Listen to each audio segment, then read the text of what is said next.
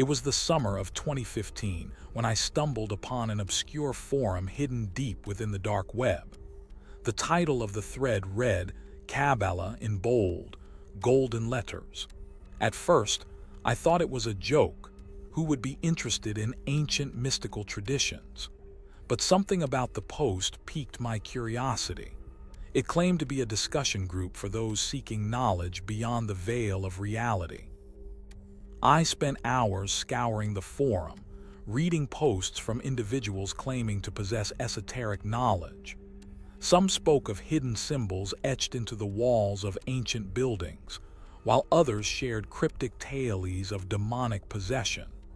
I dismissed it as mere fantasy, but a nagging feeling persisted that there was truth beneath the surface.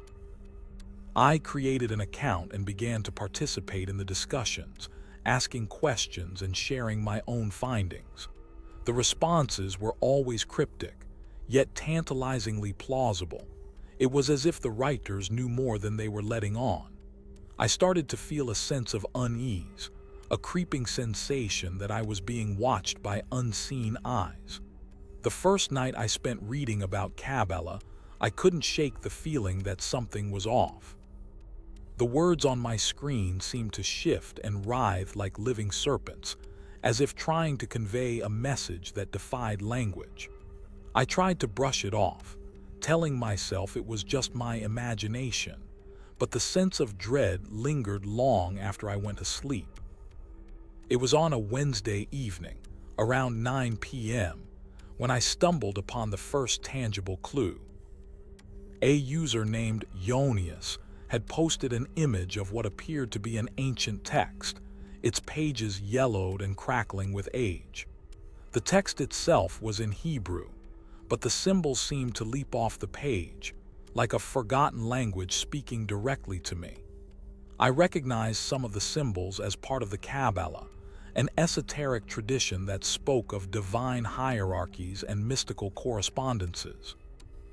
Yonius claimed that this particular text was an excerpt from the Sefer Yetzirah, an ancient grimoire attributed to the biblical figure of Moses. As I delved deeper into the image, I noticed something peculiar, a faint, encoded message woven throughout the text.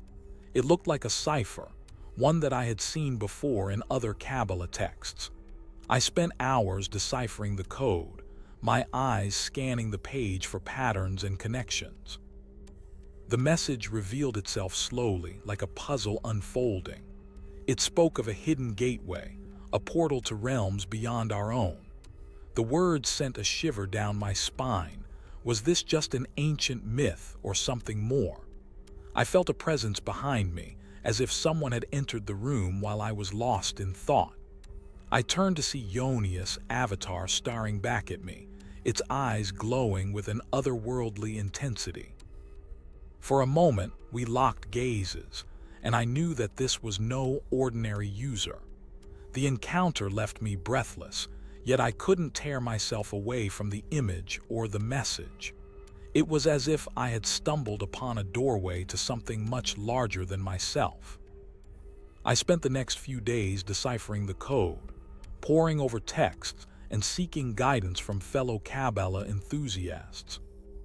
The message spoke of a series of symbols, each corresponding to a specific Hebrew letter. The letters were arranged in a pattern, one that seemed to echo the Kabbalistic tree of life. As I worked through the code, I began to notice a recurring theme, the use of gematria, an ancient system of numerical correspondences. Each symbol was assigned a specific numerical value, which, when combined, revealed a hidden message. The message itself spoke of the tzimtzum, a Kabbalistic concept describing the contraction or withdrawal of divine light from the universe. It claimed that this event had created a rift in the fabric of reality, allowing for communication with other realms. I was both fascinated and terrified by the prospect. As I delved deeper into the code, I started to notice strange anomalies. The symbols seemed to shift and change before my eyes as if they were alive. The numbers themselves appeared to be shifting, like a puzzle in motion.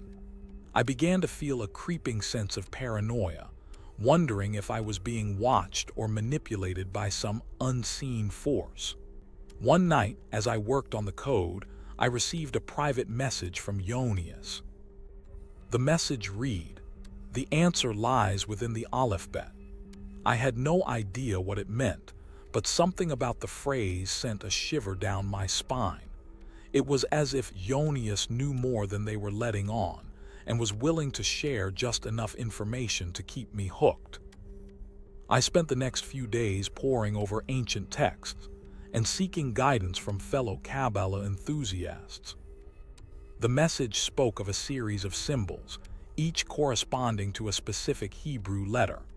As I worked through the code, I began to notice recurring themes: the use of gematria, an ancient system of numerical correspondences. But it was the symbols themselves that unsettled me. They seemed to be drawn from a twisted world of mythology and superstition. The number 6, for example, was associated with the concept of Guff, or the infinite void. Yet when I looked closer, I saw that the symbol for Guff bore an uncanny resemblance to a traditional Jewish icon, the menorah's central pillar. It seemed almost deliberate. I felt a growing sense of unease as I delved deeper into the code. The symbols began to bleed together in my mind like a fever dream. I started to wonder if I was reading too much into it all. Was this just an ancient text or something more, something sinister? One night I received another message from Ionius. This time it was accompanied by a single image, a photograph of an old bookshelf, its shelves lined with dusty tomes and strange artifacts. In the foreground, a small, leather-bound book lay open on a pedestal.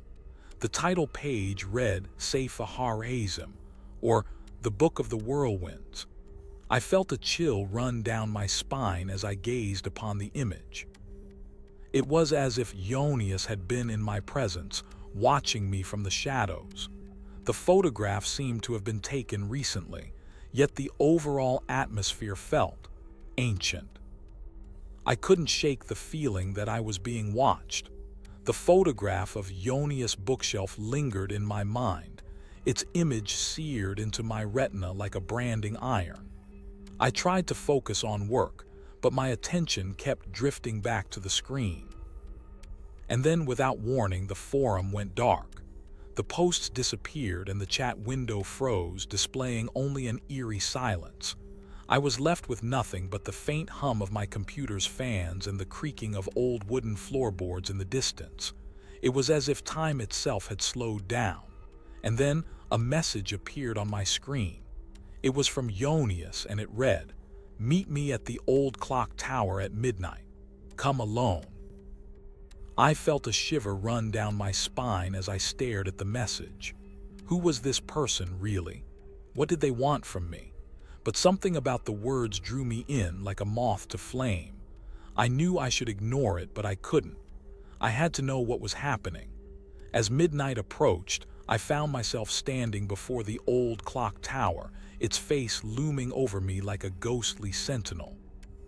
The wind howled through the streets, casting long shadows that seemed to writhe and twist on the ground. I felt a presence behind me, but when I turned, there was no one there. Ionius was nowhere to be seen. But then, a figure emerged from the darkness, tall, imposing, with eyes that seemed to burn with an otherworldly intensity. It was as if they had stepped out of the shadows themselves. "Welcome," they said, their voice low and husky. "I've been waiting for you." I was shaken by the encounter at the clock tower, but a part of me knew that I had to keep digging. I needed to know more about Ionius and their true intentions. I spent the next few days poring over research, scouring the internet for any mention of the person or group. But it seemed like they were always one step ahead. Every lead ended in a dead end. Every online presence was covered. It was as if they had erased themselves from existence. Frustration and fear began to creep in, but I refused to give up.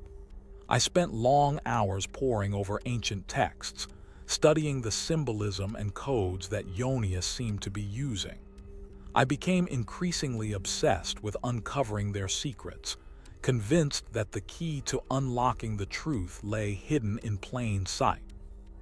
My friends and family grew concerned, warning me of the dangers of meddling with forces beyond my control. But I was driven by a burning need to know what was happening. And then, one night, I stumbled upon an obscure reference to an ancient cult that matched Ionius' modus operandi. It was a group known as the Order of the Veiled, rumored to have operated in secret for centuries. They were said to be masters of manipulation and deception, using their knowledge of the occult to bend reality to their will. I knew that I had to learn more about them. I spent the next few weeks tracking down every lead, every whisper, every hint of information about the order. And finally, after months of searching, I found it, a single cryptic message scrawled on a dusty old forum. It read, "The eyes see what is not seen." I sat in front of my computer, staring at the message scrawled on the forum. "The eyes see what is not seen." It was as if Ionius was taunting me now, leaving me with more questions than answers. I felt a shiver run down my spine as I realized that this message might be more than just a clever riddle. It could be a clue to unlocking the secrets of the Order of the Veiled. I spent hours poring over ancient texts, searching for any mention of the eyes or similar concepts. But it was like trying to find a needle in a haystack. Every lead ended in a dead end. Every hint seemed to point to something else entirely. I was starting to feel like I was losing my grip on reality. The messages from Ionius were getting more and more cryptic, each one pushing me further down the rabbit hole. "The truth is hidden in plain sight," they would say, "or look again at what you think you know." It was as if they knew exactly how much I wanted to believe and were deliberately leading me astray. But I refused to give up. I kept searching, kept digging, even when it felt like the whole world was against me. And then one night I stumbled upon a strange website, a collection of cryptic messages and images that seemed to be from Ionius themselves. It was as if they were speaking directly to me, their words echoing in my mind long after I'd closed the laptop. "The veil is thinning," they wrote. "The eyes are opening." What did it mean? Was it a warning or a threat? And what lay beyond the veil? Was it something to be feared or something to be sought? As I delved deeper into the world of Ionius and the Order of the Veiled, I began to lose my grip on reality. The cryptic messages and symbols seemed to seep into my dreams, haunting me with their meaninglessness. I started to question everything, my own sanity, the nature of reality itself. The lines between truth and illusion blurred, and I found myself trapped in a world of confusion. My friends and family grew concerned, but I couldn't shake off the feeling that I was being pulled down a rabbit hole from which there was no return. One night, I woke up to find my room filled with strange symbols etched into the walls, the same ones that Ionius had used in their messages. I knew then that I had crossed a threshold and there was no turning back. The world outside began to distort and twist, like a funhouse mirror reflecting reality. I felt myself descending into madness, my mind fragmenting into 1,000 different personas. One moment I was Ionius, guiding me through the labyrinth of secrets. The next, I was a prisoner in some ancient temple, forced to confront the darkness within. The messages continued to flow, each one pushing me further down the abyss. "The eyes see what is not seen." Now it seemed like a cruel joke, as if Ionius was laughing at my descent into madness. And then, the final message: "You are the key." I knew then that I had become the very thing I had been searching for, a pawn in some larger game of cosmic proportions. I felt it stirring, a presence that had been lurking in the shadows for so long. It was as if the very fabric of reality was awakening, like a beast emerging from its slumber. The air grew thick with an electric charge, and I could feel my own energy building to a crescendo. Suddenly, the symbols on the wall began to glow with an otherworldly light, illuminating the dark recesses of my mind.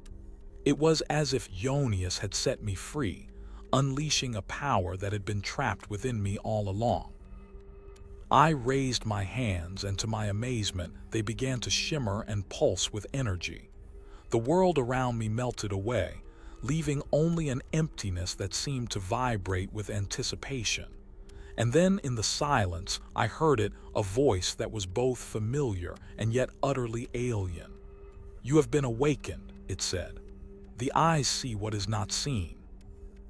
It was Ionius' voice, but also something more, a presence that had transcended the boundaries of time and space. I felt myself being drawn into its depths, like a moth to a flame. The world went white, and I was consumed by an eternal now, where all moments existed simultaneously. When I opened my eyes, I saw that everything had changed. The symbols on the wall were gone, but their meaning remained etched in my mind. I knew that I had been transformed, remade in some fundamental way, and Ionius' final message echoed through my mind: "The veil is lifted." I felt a sense of disorientation as I struggled to comprehend the transformation that had taken place within me. The world around me seemed to be shifting and blurring, like a painting in the rain. I saw myself standing at the edge of a cliff, staring out into an endless expanse of possibility. The wind whipped through my hair, carrying with it whispers from an unknown realm. Ionius' voice echoed within me, guiding me toward the threshold of the unknown. "The eyes see what is not seen," it whispered. I closed my eyes and focused on the sensation within, letting go of all attachment to the world as I knew it. When I opened them again, everything had changed. The city streets were gone, replaced by a labyrinthine maze of corridors and chambers that seemed to stretch on forever. I walked through the twisting passages, guided by an unseen force that led me deeper into the heart of the maze. Every door I opened revealed a new world, each one more breathtaking than the last. I saw civilizations rise and fall, stars being born and dying in the vast expanse of space. I witnessed the dance of particles and waves, the rhythm of creation unfolding before my eyes. And through it all, Ionius' voice whispered guidance, urging me onward toward the next threshold. I had blurring lines between reality and illusion, truth and fiction. The boundaries of time and space grew indistinct, like a painting that merged with the viewer's gaze. I was no longer sure what was real or what was a dream, but I knew that I had transcended the limitations of the human mind. I was becoming one with the cosmos itself, merging with the infinite expanse of possibility. As I journeyed deeper into the labyrinthine maze, I began to uncover the secrets of my own existence. The whispers in my ear grew louder, and I started to hear the voice of Ionius more clearly. It was a presence that had been within me all along, guiding me toward this moment of truth. Every door I opened revealed a new facet of myself, each one revealing a piece of the puzzle that was my own soul. I saw the fragments of my past, the shards of memories that had been broken off and scattered to the wind. I saw the fears and doubts that had haunted me for so long, the insecurities that had held me back from realizing my true potential. And with each revelation, I felt myself growing stronger, more whole. The voice in my ear grew quieter until it was nothing more than a gentle whisper in the darkness. "You have seen the truth," it said. "Now you must confront it." I steeled myself for what lay ahead, knowing that this moment of truth would change me forever. I stepped forward into the light, and what I saw took my breath away. It was a reflection of myself, staring back at me from the mirror of eternity. I saw the cracks in my soul, the wounds that had been inflicted upon me by the world. But I also saw the beauty of my own humanity, the resilience that had carried me through the darkest of times. And in that moment, I knew that I was not just an individual, but a part of something greater than myself, a universe of interconnected souls, each one woven into the fabric of existence. I stood at the edge of the abyss, staring into the void. The reflection of my soul gazed back at me, its eyes burning with an otherworldly intensity. I felt the weight of eternity bearing down upon me, the crushing pressure of infinite possibility. And yet I knew that I had to descend further into the depths of the unknown, for it was there that I would find the truth and perhaps my own salvation. The voice in my ear whispered a single word: begin. I took a step forward and then another until I was falling through the void, plummeting toward an unknown destination. The world around me dissolved into chaos, colors bleeding together like watercolors on wet paper. I felt myself being stretched and compressed, my molecular structure torn apart and reassembled in ways that defied comprehension. Time lost all meaning as I hurtled through the void, my consciousness fragmenting and reconstituting itself with each passing moment. And still, I fell, deeper and deeper into the abyss, until I was nothing more than a point of light, shining brightly in an endless expanse of darkness. The voice in my ear had grown silent, but I knew that it was still there, guiding me toward some unknown destination. For I was no longer sure what up meant or what down was. All that mattered was the descent itself, the unending plunge into the depths of the unknown. And so I fell, forever bound to this endless journey, my soul consumed by an insatiable hunger for discovery.